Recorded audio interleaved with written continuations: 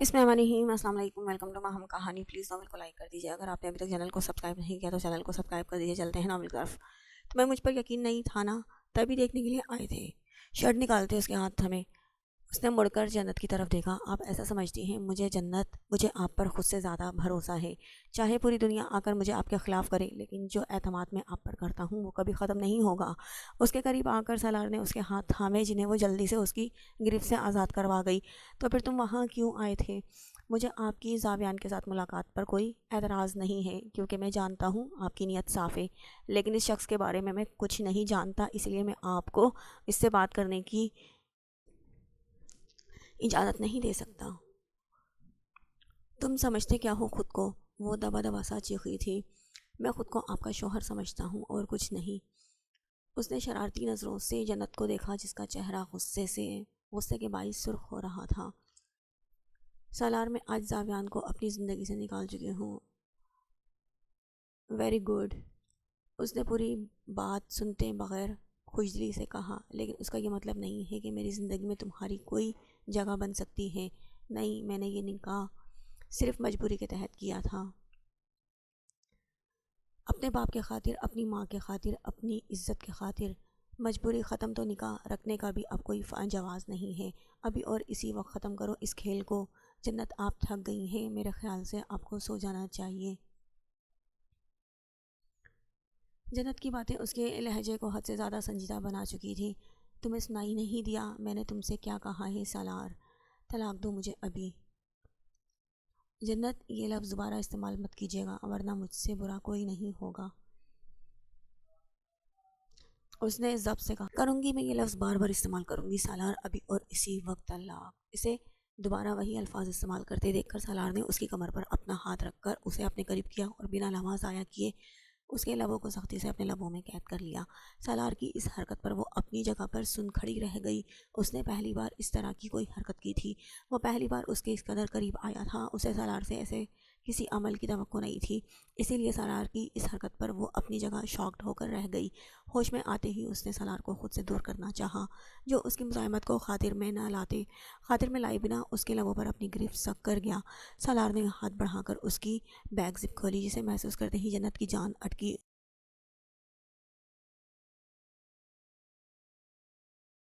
सालार की इस हरकत के बाईस जन्नत ने अपना पूरा जोर लगाकर उसे खुद से दूर किया, और इस बार कोशिश कामयाब ठहरी थी, क्योंकि सालार इससे दूर हो चुका था। उसके सामने अपने आप को इस हुलिया में देखकर वो शर्म से सुर्ख हुई।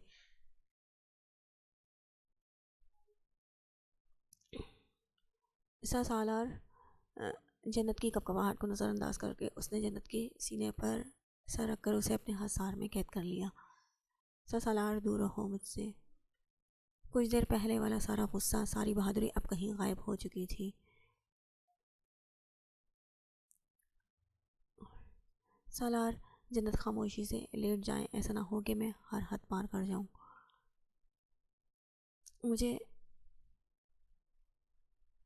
बाहर जाना है। शर्म हया के बाईस ये अल्फाज उसने किस तरह अदा किए थे, ये सिर्फ वही जानती थी। अपने महरम के पास हैं आप, इसलिए अगर यहीं पर सुकून से रहें, कहकर वो आंखें मूंद गया। कुछ देर बाद वो इसी पोजीशन में लेटे लेटे सो चुका था, और लाख कोशिश के बावजूद भी जन्नत उसकी सख्त गिरफ्त से आज़ाद ना हो सकी। खुद वो मज़े से सो रहा था, लेकिन ऐसी हरकत में जन्नत को तो नींद भी नहीं आई थी।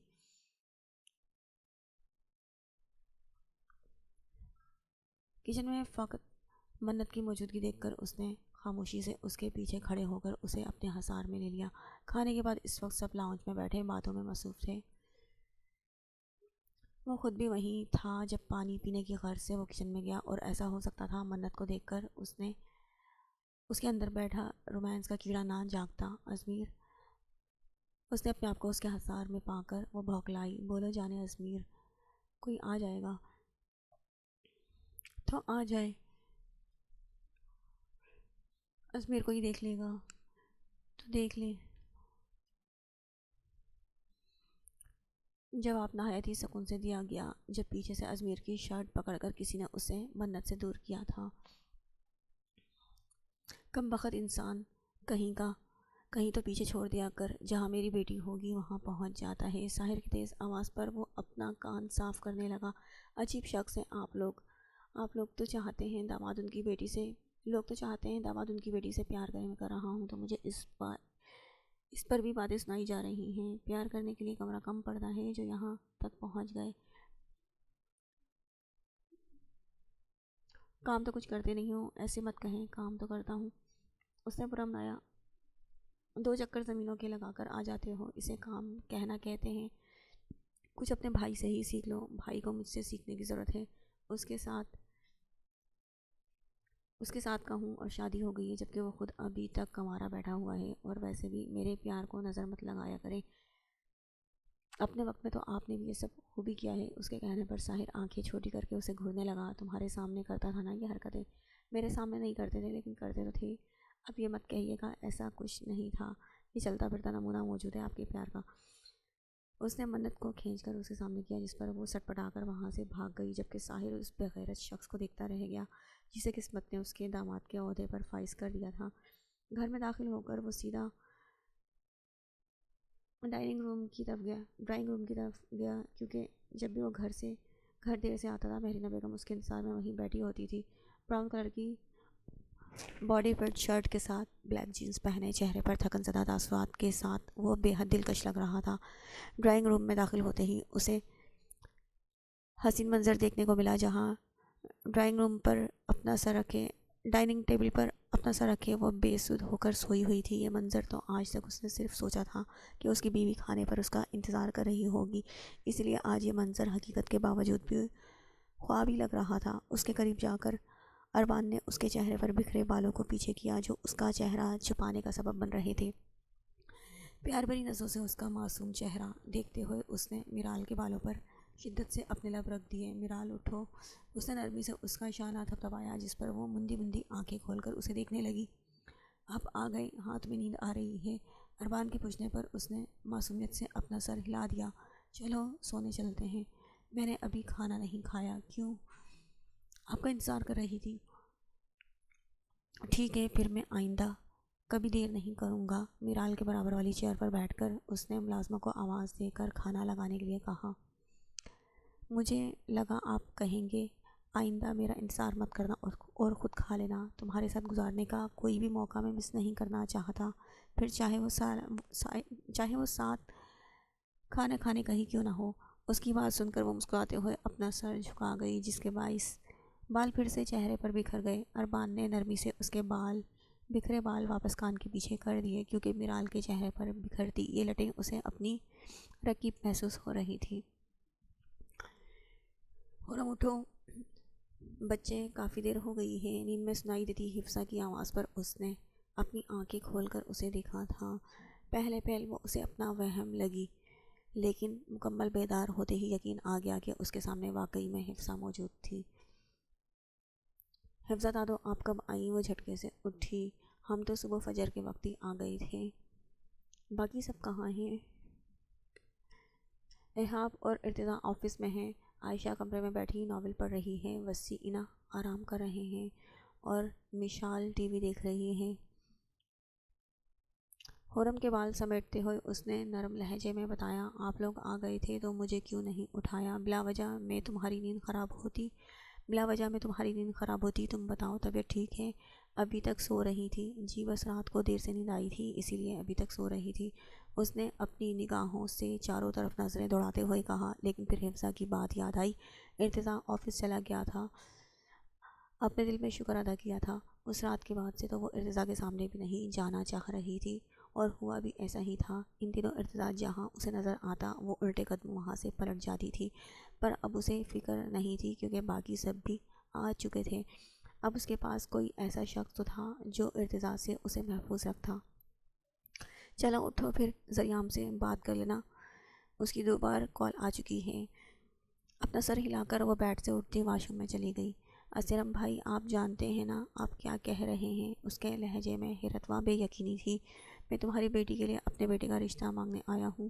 کیا یہ کوئی انوکھی بات ہے؟ میرے لیے ہے، میں نے اس معاملے میں کبھی نہیں سوچا تھا۔ آپ جانتے ہیں عائضل جس کنڈیشن میں ہے اس کی شادی نہیں ہو سکتی ہے۔ اس کے چہرے پر بکھری الجھن دیکھ کر اس فنیار نے گلا کھنکار کر بات شروع کی۔ شامر ماموں، عائضل کی کنڈیشن بالکل ٹھیک ہے۔ آپ جانتے ہیں کہ وہ دوائیوں کے باعث بہتر ہو رہی ہے۔ اس کی بات سن کر شامر نے ہولے سے اپنا سر ہلایا، لیکن الجھن چہرے پر اب بھی واضح تھی۔ ہر جگہ کے علاج کے بعد بھی جب آئزل میں کوئی بہتری نہیں دکھی تھی تو شامر نے مزید کوشش کرنا بھی بند کر دی۔ اسے لگتا تھا جب اللہ کی مرضی ہوگی تب اس کی بیٹی بھی ٹھیک ہو جائے گی، اور زاویان کی ان کے یہاں آمد اور کسی کے لیے نہ صحیح لیکن شامر کے لیے بہت فائدہ مند ہوئی تھی، کیونکہ زاویان کے کہنے پر اس نے زاویان کے دوست سے آئزل کا ٹریٹمنٹ واپس شروع کروا دیا تھا، اور اب آئزل میں ہوتی ہلکی پھلکی تبدیلی وہ سبھی محسوس کر رہے تھے، اور اسے پورا یقین تھا کہ جلد ہی اس کی بیٹی پہلے جیسی ہو جائے گی۔ وہ مکمل ٹھیک نہیں ہوئی ہے اسپن، لیکن ہو جائے گی۔ میں نے دیکھا ہے اسے اگر کوئی بات سمجھائی جائے تو وہ سمجھ جاتی ہے۔ اس کی برین کی گروتھ رکی ہوئی تھی۔ آپ لوگوں نے بھی کبھی اسے آگے بڑھنے نہیں دیا۔ وہ بچی بن گئی تھی تو آپ لوگوں نے اسے بچی ہی رہنے دیا، کبھی اسے آگے بڑھانے کی، کچھ سمجھانے کی کوشش نہیں کی۔ اگر آپ لوگ کوشش کرتے تو شاید اسے کسی ڈاکٹر کی ضرورت ہی نہ پڑتی۔ وقت اب بھی ہاتھ سے نہیں گزرا۔ اسفندیار میں اس کا پورا خیال رکھوں گا اور اپنی پرانی آئزل کو واپس لے آؤں گا۔ اسے پرانی آئزل میں بنا دوں گا ماموں، بس آپ اپنی آئزل مجھے سونپ دیں۔ شامر کے قدموں میں بیٹھ کر اس نے منت بھرے انداز میں کہا۔ اسفن کے اس انداز پر اسیرم اور نور نے حیرت سے اسے دیکھا۔ کہاں امید تھی کہ لاڈو میں پلا ان کا اسفن کبھی کسی کے قدموں میں بیٹھے گا۔ اسے اپنے قدموں میں بیٹھا دیکھ کر شامر اپنی جگہ سے اٹھا اور اسے بھی اٹھا کر اپنے ساتھ لگا لیا۔ اس کی آنکھیں بھیگنے لگی۔ کیوں نہ بھیگتی؟ اس نے تو کبھی تصور ہی نہیں کیا تھا کہ یہ پل اس کی بیٹی کی زندگی میں بھی آئے گا۔ اب جب آ رہا تھا تو اس کی آنکھیں نم ہوئے جا رہی تھیں۔ اسفندیار اس کی آنکھوں کے سامنے پلا بڑھا۔ اس کی لاڈلی بہن کا بیٹا تھا، وہ کیوں اسے انکار کرتا؟ وہ تو دل میں خدا کا شکر گزار تھا جو اس کی بیٹی کی زندگی میں بھی یہ خوشگوار لمحہ لے آیا تھا۔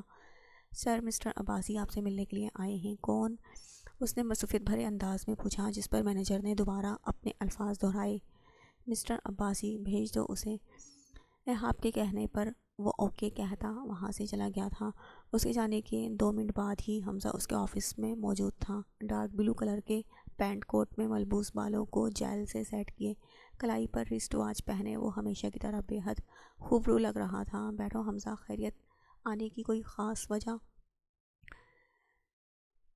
کافی ٹائم سے آپ کا انتظار کر رہا تھا۔ آپ پاکستان سے واپس آئیں تو آپ سے بات کروں۔ وہاں رکھے اسٹائلش صوفوں پر بیٹھ کر اس نے سنجیدگی سے کہا۔ کوئی خاص بات تھی؟ بہت زیادہ۔ تو پھر کہو۔ مسٹر آفندی، جہاں تک میرا اندازہ ہے یہ بات گھر کے بڑے کرتے ہیں، لیکن میں اکیلا ہوں، میرے پاس ایسا کوئی رشتہ نہیں ہے، اسی لیے یہ بات مجھے خود کرنی پڑ رہی ہے۔ چند لمحوں کا وقفہ لے کر اس نے بات دوبارہ شروع کی۔ میں آپ کی بیٹی سے شادی کرنا چاہتا ہوں۔ حیرت کا پہاڑ تھا جو اس وقت ایہاب آفندی کے سر پر گرا تھا۔ میری بیٹی مطلب عائشہ؟ جی بالکل، عائشہ کے علاوہ کوئی اور بھی بیٹی ہے آپ کی؟ تم اسے کیسے جانتے ہو؟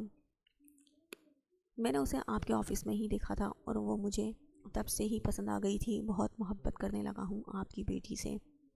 اسے اپنی زندگی میں شامل کرنا چاہتا ہوں، لیکن آپ کی اجازت کے بغیر میں یہ کام نہیں کر سکتا۔ حمزہ کے خاموش ہوتے ہی اپنی حیرت پر قابو پا کر اس نے بات شروع کی تھی۔ حمزہ، تم بہت اچھے ہو، لیکن میں اپنی بیٹی کی زندگی کا اتنا بڑا فیصلہ اتنی جلدی بنا کچھ سوچے سمجھے نہیں لے سکتا۔ آپ جتنا وقت چاہیں لے لیں۔ اب تک بھی تو انتظار کیا ہے، کچھ وقت مزید انتظار کر لوں گا، اور تمہیں یقین ہے تمہارے انتظار کے بعد تمہیں جواب ہاں میں ہی ملے گا؟ جی بالکل، مجھے یقین ہے مجھے جواب ہاں میں ہی ملے گا۔ اب چلتا ہوں، آپ کے جواب کا منتظر رہوں گا۔ اس نے اپنی جگہ سے اٹھتے ہوئے کہا۔ اگر تمہیں جواب نہ میں ملا تو میں خود نہیں جانتا میں کیا کروں گا۔ وہ ہلکا سا ہنسا تھا۔ آپ کے جواب کا انتظار رہے گا؟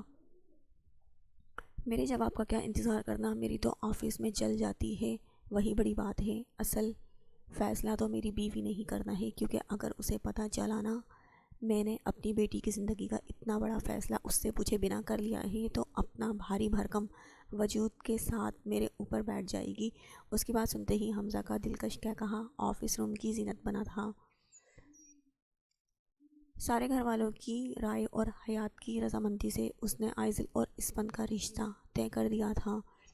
گھر کا ماحول پھر سے خوشگوار ہو گیا تھا۔ آئزل ویسے بھی زیادہ بھیڑ اور شور شرابے میں ڈر جاتی تھی، اسی لیے ان دونوں کا فقط سادگی سے چند مہمانوں کے درمیان نکاح ہونا تھا۔ مہمان نہ بھی ہوتے تو کیا فرق پڑتا، وہ گھر کے افراد ہی کافی تھے۔ پوری حویلی میں ان دونوں کے رشتے کی خبر پھیل چکی تھی، بس اگر کوئی انجان تھا تو وہ تھی آئزل شاہ، جو ہر چیز سے بے نیاز کچن میں بیٹھی نوڈلز سے انصاف کر رہی تھی، یہ جانے بنا کہ گھر میں اس کی شادی کی باتیں چل رہی ہیں، وہ بھی اس شخص کے ساتھ جس نے ایک وقت میں اس کی عزت خراب کرنے کی کوشش کی تھی۔ میرال کہاں ہے؟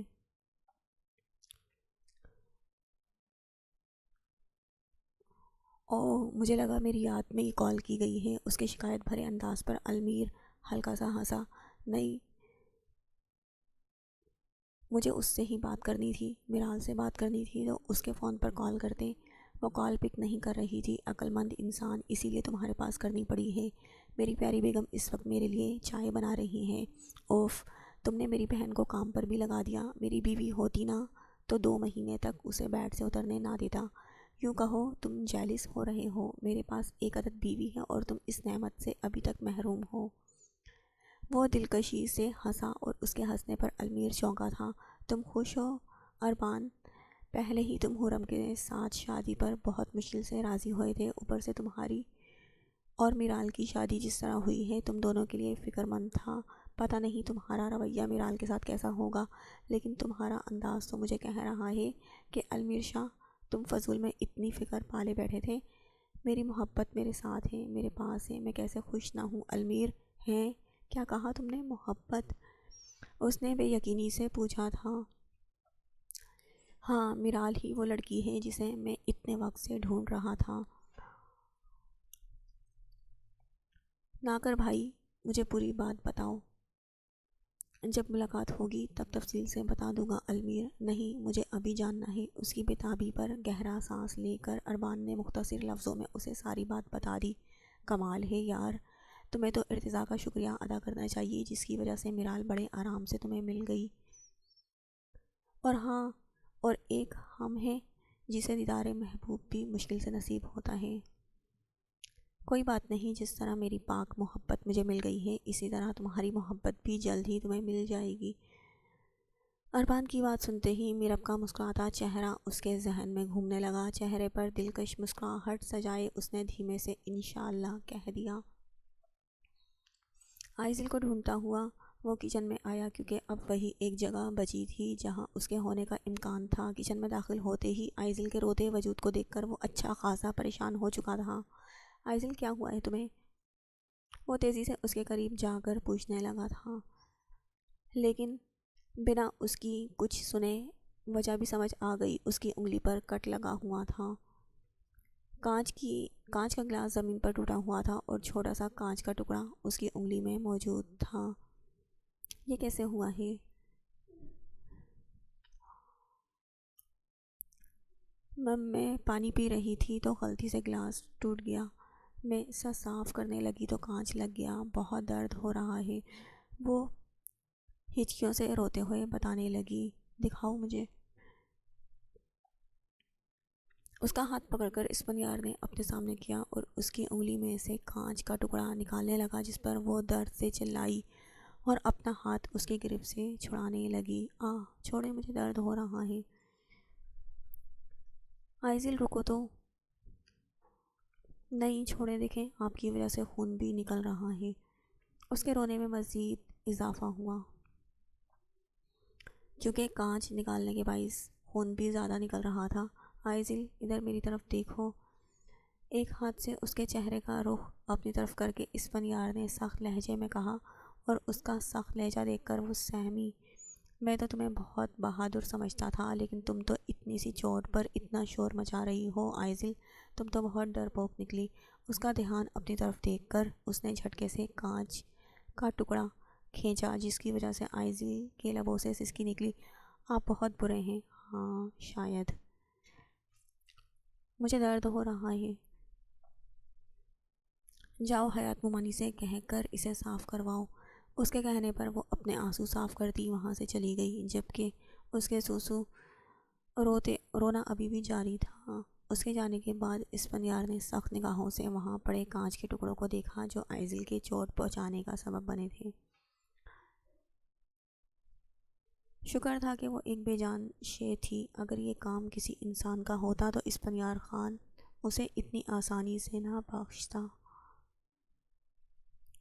کھڑکی کے قریب کان لگائے وہ اندر ہوتی باتوں کو سننے کی کوشش کر رہی تھی، جب پیچھے سے آتی ارتضا کی آواز پر اپنے منہ پر ہاتھ رکھ کر اپنی چیخ کا گلا گھونٹا۔ ارتضا، آپ نے تو ڈرا ہی دیا مجھے، یہ کیا ہو رہا ہے؟ اندر سے باتوں کی آواز آ رہی ہے نا، تو میں بس وہ سننے کی کوشش کر رہی ہوں۔ کیا اس گھر میں پہلی بار باتیں ہو رہی ہیں عائشہ؟ اف نہیں نا، ان باتوں میں میرا ذکر ہو رہا ہے، اسی لیے مجھے جاننے کا تجسس ہو رہا ہے کہ وہ لوگ کیا باتیں کر رہے ہیں۔ اس کی آواز بے حد دھیمی تھی تاکہ اندر بیٹھے افراد اس کی آواز نہ سن لیں۔ تمہیں باتیں سننے کی بھلا کیا ضرورت ہے عائشہ؟ میں بتا دیتا ہوں۔ سچی؟ تمہارا رشتہ آیا ہے، یقیناً اندر اس بارے میں ہی غور و فکر چل رہی ہوگی۔ ہے؟ میرا رشتہ آیا ہے؟ اس نے حیرت سے پوچھا تھا، جس پر ارتضا نے اپنا سر ہاں میں ہلا دیا۔ کون ہے لڑکا؟ مجھے بھی تو بتائیں۔ کیا اس نے مجھے کہیں دیکھا تھا، اور کہیں میں اس کی پہلی نظر کی محبت تو نہیں؟ کیا یہ لوگ رشتے کے لیے مان جائیں گے؟ تمہاری فضول باتوں کا میرے پاس جواب نہیں ہے۔ ہاں، لیکن اتنا اندازہ ضرور ہے کہ یہ لوگ رشتے کے لیے مان ضرور جائیں گے، کیونکہ حمزہ میں کوئی برائی نہیں ہے۔ اسے جواب دے کر وہ خود بھی اندر سب کے پاس ہی چلا گیا، جبکہ عائشہ بس اس کی کہی بات سوچتی رہ گئی۔ حمزہ، یہ نام تو میں نے کہیں سنا ہے۔ ذہن پر زور ڈال کر اس نے یاد کرنا چاہا کہ یہ نام اس نے کہاں سنا تھا، لیکن پھر یاد نہ آنے پر اس نام کو ذہن سے جھڑک کر وہاں سے چلی گئی۔ حمزہ ایک بہت اچھا لڑکا ہے، میں اس کا بیک گراؤنڈ اچھے سے جانتا ہوں۔ اس میں ایسی کوئی برائی نہیں ہے جس کی بنا پر اس رشتے سے انکار کر دیا جائے۔ ہاں احاب، لیکن صرف اس کی اچھائیاں دیکھ کر بھی تو ہم عائشہ کی شادی اس سے نہیں کر سکتے ہیں، اور ویسے بھی میں پہلے اس سے ملوں گی، اس کے بعد ہی کوئی رائے قائم کروں گی۔ وشال کے حتمی فیصلے پر وہ منہ بنا کر صوفے سے ٹیک لگا گیا۔ مطلب ہر بار کی طرح اس بار بھی وشال کی ہی چلنی تھی۔ میری رائے کی کوئی اہمیت ہی نہیں ہے۔ کیا میں اپنی بیٹی کے لیے کوئی فیصلہ کروں گا؟ احاب، وشال اپنی جگہ پر درست ہے۔ ہر انسان کے دیکھنے کا اپنا نظریہ ہوتا ہے۔ ضروری تو نہیں کہ تمہیں حمزہ ہر لحاظ سے بہتر لگ رہا ہے تو وشال کو بھی ایسا ہی لگے۔ ویسے بھی رشتے صرف ایک ملاقات میں طے نہیں ہو جاتے، اسی لیے اس کی بات کو بھی سمجھو، اینا نے رسانیت سے اسے سمجھاتے ہوئے کہا، جسے سمجھ کر اس نے اپنا سر ہلا دیا۔ ٹھیک ہے ماما، میں سمجھ گیا۔ آپ بتائیں حمزہ سے ملاقات کب کرنی ہے؟ کل کا دن مناسب ہے۔ ٹھیک ہے، میں اسے بتا دوں گا۔ اس بات میں سر ہلاتے ہوئے وہ وہیں صوفے سے ٹیک لگا کر بیٹھ گیا۔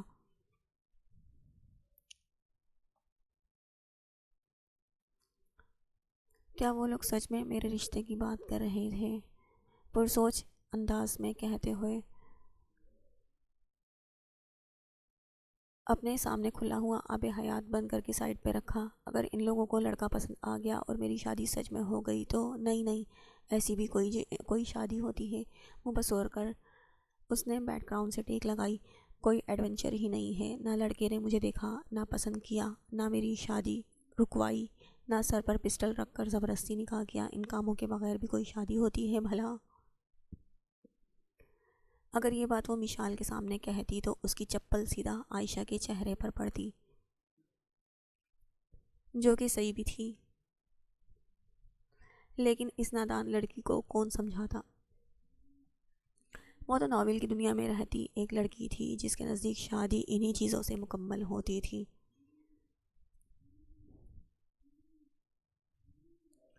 اس نے مسکراتے ہوئے سوئی ہوئی آئزل کو دیکھا۔ آج دل سچ میں بہت خوش تھا اور اسے دیکھ کر ایسا لگ رہا تھا جیسے وہ پرانا شاہ امیر بن گیا ہو۔ آپ آج بہت خوش ہیں نا شاہ میر؟ حیات کی آواز پر چہرے کی مسکراہٹ مزید گہری ہو گئی۔ آئزل سے نظریں ہٹا کر اس نے حیات کی طرف دیکھا جو الماری کے پاس کھڑی اس کے کپڑے رکھ رہی تھی۔ بالکل، کیا مجھے خوش نہیں ہونا چاہیے حیات؟ نہیں، میں نے ایسا کب کہا، لیکن بس ایک بات سوچ رہی تھی، آپ کو یہ فیصلہ اتنی جلدی نہیں کرنا چاہیے تھا۔ تمہیں کوئی اعتراض ہے حیات؟ تو مجھے بتاؤ، کیا تمہیں اس فن میں کوئی برائی نظر آتی ہے؟ نہیں شاہ میر، اس فن بہت اچھا ہے، لیکن میں بس یہ سوچ رہی تھی۔ کچھ ٹائم سوچ کر نور کو جواب دیں۔ سوچنے والی بات تو تب ہوتی نا حیات جب میرے سامنے کوئی غیر ہوتا، یہاں تو سب میرے اپنے ہیں۔ جب بات میں بھی اقرار ہی کرنا تھا تو پھر کیا سوچنا، کیا سمجھنا، جیسا آپ کو بہتر لگے۔ کیا تم خوش نہیں ہو؟ میں آپ کے ہر فیصلے پر خوش ہوں شاہ میر۔ اچھا، مسکراتے ہوئے اس نے اپنا سر جھٹکا۔ کہاں ہے وہ اس فن کا بچہ؟ آئسنوں کو کونیوں تک چڑھائے اس نے لاؤنج میں آ کر غصے سے پوچھا تھا، جہاں ساحر اور ماہر بیٹھے ہوئے تھے۔ اس کے غصے بھرے انداز پر وہ دونوں چونکے۔ اس فن جا چکا تھا، اس فن جا چکا ہے، لیکن تمہیں کیا ہوا ہے؟ ساحر نے غور سے اس کا روپ دیکھا۔ آئسنوں کو کونیوں تک چڑھائی، شرٹ کے دو اوپری بٹن کھولے، وہ جیسے لڑنے کی تیاری میں تھا۔ مجھے اس کی خبر لینی ہے، منت نے بتایا ہے اس کی وجہ سے آئزل رو رہی تھی۔ اس فن نے آئزل کی انگلی سے کانچ کا ٹکڑا نکالا تھا اور آئزل اس فن کی وجہ سے ملی اس تکلیف پر رو رہی تھی۔ کوئی اتنی بری بات نہیں ہے، نہ ہی اس بیچارے نے کوئی کچھ غلط کیا ہے جو تم یہ جنگ پر جانے پر تیاری کر رہے ہو، جنگ پر جانے کی تیاری کر رہے ہو۔ اچھا، ایسی بات ہے، مجھے پتہ نہیں تھا۔ وہ منت نے بس یہ بتایا کہ آئزل اس فن کی وجہ سے رو رہی تھی تو میں اس کی خبر لینے آ گیا۔ تو میرا بیٹا پہلے پوری بات تو معلوم کر لیتا۔ ماہر کی بات سمجھ کر اس نے اپنا سر ہلایا۔ اپنا حلیہ درست کرو، ساحر نے ازمیر کے کھلے بٹن اور کوہنیوں تک چڑھی آستین کو دیکھتے ہوئے کہا، جس پر وہ منہ بناتا اپنی آستین دوبارہ نیچے کرنے لگا۔ آئے تو ایسے تھے جیسے کتنی بڑی لڑائی کرنے جا رہے ہو۔ میں کیوں لڑوں گا چاچا سائیں، اور اس لڑائی میں مزہ بھی نہیں آتا۔ اس کی بات سن کر جہاں ماہر سرخ ہوا، وہیں ساحر جھٹکے سے اپنی جگہ سے اٹھ کر اس کی جانب بڑھا اور اسے اپنی جانب بڑھتے دیکھ کر وہ تیز تیز قدموں سے وہاں سے بھاگ گیا، لیکن آج ساحر کا ارادہ اسے چھوڑنے کا نہیں تھا۔ تبھی اس کے بھاگنے پر خود بھی اس کے پیچھے گیا۔ یہ تو طے تھا، آج ازمیر شاہ ساحر شاہ سے بچ نہیں سکتا تھا۔ ارمان آپ کو پتہ ہے؟ اس کے اچانک سامنے آنے پر وہ چونکا نہیں۔ مجھے کیسے پتہ ہوگا؟ تم بتاؤ کیا ہوا ہے؟ آئزل اور اسفن لالا کا رشتہ طے ہو گیا۔ اچھا، مبارک ہو، لیکن یہ اسفن کون ہے؟ اور اوف، آپ نے نہیں دیکھا؟ ان کی نیلی آنکھیں ہیں، صاف رنگت ہے، آنکھوں پر گلاسز لگے ہوئے ہیں۔ بس مرال، اس کے تیزی سے چلتے ہاتھ اپنی گرفت میں لے کر ارمان نے اسے نرمی سے ٹوکا۔ مجھے نہیں جاننا کوئی اسفن کیسا دکھتا ہے، اور مجھے نہیں پسند میرے علاوہ کسی بھی مرد کو تم اتنی غور سے دیکھو۔ غور سے تھوڑی دیکھا ہے، یہ سب چیزیں تو ایک نظر میں ہی دکھ جاتی ہیں، اس نے منمناتے ہوئے کہا۔ اچھا، آئزل کون ہے؟ جب ہم اسٹور روم میں بند ہوئے، بات بتاتے ہوئے وہ رکی، کیونکہ اسٹور روم میں گزرا وہ منظر اچھے سے یاد جو آ چکا تھا۔ ارمان بھائی چوہا میرال نے دیکھ لیا۔ میرال کچھ نہیں کہتا، مجھے کاٹ لے گا۔ نہیں کاٹے گا۔ ارمان بھائی، اس کو مار دیں۔ اس کا ڈرا سہما انداز اور رونی صورت دیکھ کر ارمان نے اس کے نازک وجود کو اپنی باہوں میں اٹھا لیا، اور اس کے ایسا کرتے ہی میرال نے ڈر کر اپنا چہرہ اس کے سینے میں چھپا لیا۔ ہاں، اسٹور روم میں کیا؟ اس کا سرخ چہرہ نظروں کے حصار میں لیے ارمان نے شرارت سے پوچھا۔ مطلب جس لڑکی نے دروازہ کھولا تھا وہ آئزل ہے۔ اس نے نظریں جھکا کر اپنی بات کہہ دی، اور چند سیکنڈ ذہن پر زور دینے کے بعد ارمان کو بھی یاد آ گیا کہ وہ کس لڑکی کی بات کر رہی تھی۔ یقیناً وہی جو چوہے کو جیری کہہ کر اس کے پیچھے بھاگ رہی تھی۔ لیکن وہ تو بچی نہیں ہے، نہیں، اس کی عمر 18 سال ہے۔ اور تمہاری عمر کیا ہے؟ اس کی کمر کے گرد اپنا بازو حائل کر کے ارمان نے جھٹکے سے اسے اپنے قریب کیا۔ میری عمر 20 سال ہے، اور تمہیں چوہوں سے ڈر لگتا ہے؟ ہاں، بہت زیادہ۔ کیوں؟ اتنے پیارے تو ہوتے ہیں۔ اس کے کہنے پر میرال نے منہ بگاڑ کر اسے دیکھا تھا۔ بالکل اچھے نہیں ہوتے، اور میرے سامنے چوہوں کی تعریف مت کریں ورنہ میں ناراض ہو جاؤں گی۔ تم تعریف کی بات کر رہی ہو جانا، میرا بس چلے تو پورا کمرہ چوہوں سے بھر دوں گے۔ تم میرے قریب میری باہوں میں رہو۔ اس کے بالوں میں اپنا چہرہ چھپا کر وہ ان کی خوشبو اپنے اندر اتارنے لگا۔ ارمان، وہ المیر لالا کا فون آیا تھا۔ میں جانتا ہوں۔ اس نے نرمی سے مرال کی گردن پر اپنے لب رکھے تھے۔ تو میں حویلی چلی جاؤں؟ نہیں ارمان، بس تھوڑی دیر کے لیے۔ میں کچھ دنوں بعد شہر سے باہر جاؤں گا، تب تم چلی جانا، لیکن میری موجودگی میں تم کہیں نہیں جاؤ گی۔ اپنی بات پر اس کا خراب موڈ ہوتے دیکھ کر ارمان نے لب دانتوں میں دبا کر اپنی مسکراہٹ روکی، کیونکہ ایسا کرتے ہوئے اس کی چھوٹی سی بیگم بہت ہی کیوٹ لگ رہی تھی۔ یقیناً وہ اس کے خراب موڈ کی پرواہ کیے بغیر کوئی گستاخی کر دیتا، لیکن اس کا مطلب تھا اسے مزید ناراض کرنا۔ آؤ تمہیں لانگ ڈرائیو پر لے کر چلتا ہوں۔ اسے ساتھ کھینچتے ہوئے وہ باہر لے کر چلا گیا۔ آئس کریم بھی کھاؤں گی، اس نے ناراضگی بھرے لہجے میں کہا۔ اوکے جانا، تمہیں آئس کریم بھی کھلاؤں گا۔ مسکراتے ہوئے اس نے اپنا سر ہاں میں ہلا دیا۔ ہائے میں مر گیا، کراہتے ہوئے اس نے اپنی دکھتی کمر پر ہاتھ رکھا۔ آج تو ساحر نے بنا کسی چیز کا لحاظ کے کپڑوں کی طرح اسے خوب دھویا تھا، جس کا نتیجہ یہ نکلا کہ اب درد سے کراہتے ہوئے وہ بیڈ پر الٹا لیٹا ہوا تھا۔ ازا اسے گرم دودھ کے ساتھ میڈیسن دے کر چلی گئی تھی، جس کے بعد منت اب اس کی کمر دبا رہی تھی۔ ازا کی دی ہوئی دوائی کے باعث ہی وہ پہلے سے بہتر تھا، ورنہ پہلے تو بیڈ سے اٹھا بھی نہیں جا رہا تھا۔ اچھا نہیں کیا چاچا سائی نے میرے ساتھ یہی لحاظ کر لیتے کہ میں ان کا اکلوتا داماد ہوں۔ آپ ہیں بھی اسی لائق ازمیر، اتنی بار ڈانٹ پڑ چکی ہے پھر بھی نہیں سدھرتے۔ منت کے جھڑکتے پر وہ سیدھا ہو کر اسے خفگی سے دیکھنے لگا۔ مطلب تم میرے بجائے اپنے بابا سائی کی سائیڈ پر ہو؟ جی بالکل، کیونکہ بابا سائی کی کوئی غلطی نہیں ہے، اور میں جانتی ہوں اتنی مار کے باوجود بھی آپ نہیں سدھریں گے۔ حد ہوتی ہے کسی چیز کی۔ منت، تمہارے شاہ سائی یہاں تکلیف میں ہیں، وہ بھی تمہارے بابا سائی کی وجہ سے، اور تمہیں میری تکلیف کی پرواہ ہی نہیں ہے۔ پرواہ ہے ازمیر، کیسے دکھاؤں آپ کو؟ میری خدمت کر کے۔ جنت اٹھ جائیں، یونیورسٹی کا ٹائم ہو رہا ہے۔ مکمل تیار ہو کر اس نے بیڈ پر سوئی ہوئی جنت کو جگایا۔ یہ کام وہ پچھلے 20 منٹ سے کر رہا تھا، لیکن جنت تھی جو ڈھیٹ بنی لیٹی ہوئی تھی۔